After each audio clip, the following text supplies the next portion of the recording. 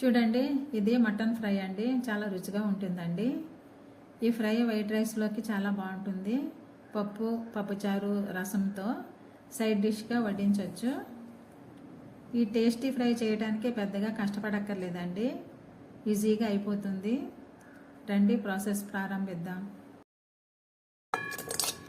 చూడండి, mutton 1/2 kilo అండి boneless తీసుకున్నాను. బోన్లెస్ మటన్ అయితే ఫ్రై చాలా రోజులు నిల్వ ఉంటుందండి. మంచి టేస్ట్గా ఉంటుంది. మటన్ ముక్కలను శుభ్రం చేసుకుని 2-3 సార్లు బాగా కడగాలండి. నీరు యాడ్ చేసి దీంట్లో అల్లం వెల్లుల్లి ముద్ద 1 స్పూన్ వేయండి. పసుపు, ఉప్పు, కారం 1 టీ స్పూన్ నూనె వేసి బాగా కలపండి.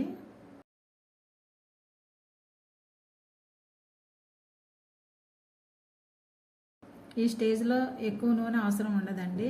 ముందుగా ముక్కల్లోని నీరంతా ఇంకిపోయే వరకు ఉడికించాలి. మూత పెట్టి సన్నని మంటపై 6 లేక 7 నిమిషాలు ఉడికించండి. మధ్యలో మూత తీసి కలపండి.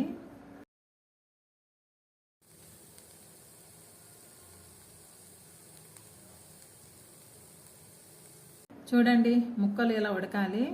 నీరంతా ఇంకిపోయి ఇలా పొడిగా ఉండాలండి. ఇప్పుడు బాండీలో 4 టేబుల్ స్పూన్ల నూనె పోయండి. నూనె వేడెక్కాక మటన్ పీసెస్ వేసి బాగా కలపండి.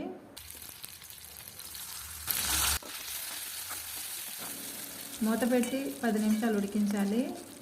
మధ్యలో మూత తీసి ముక్కలు కలుపుతూ ఉండండి.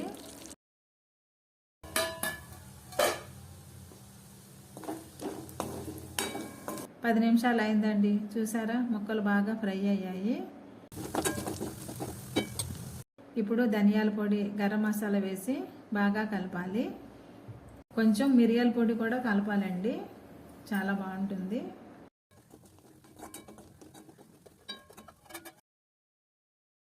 మూత పెట్టి సన్నని మంటపై 2-3 నిమిషాలు ఉడికించండి.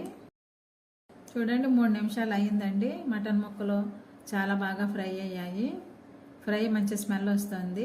స్టవ్ కట్టేసి 5 నిమిషాలు ఇలాగే వదిలేయండి. తర్వాత సర్వ్ చేసేసుకోవచ్చు. మటన్ ఫ్రై ఇలా చేస్తే చాలా రోజులు నిల్వ ఉంటుందండి. డీప్ ఫ్రై చేసాం కదా, ఫ్రిడ్జ్లో పెడితే 10 రోజులైనా ఫ్రెష్గానే ఉంటుంది. ఈ ఫ్రైని వైట్ రైస్లో కలుపుని తింటే భలే ఉంటుందండి. చారు, పప్పుచారుల్లోకి చిప్పుకోనక్కర్లేదు. చాలా రుచిగా ఉంటుంది. మీరు కూడా ఈ రెసిపీ ట్రై చేయండి. ఇంట్లో వాళ్ళకి రుచి చూపించండి.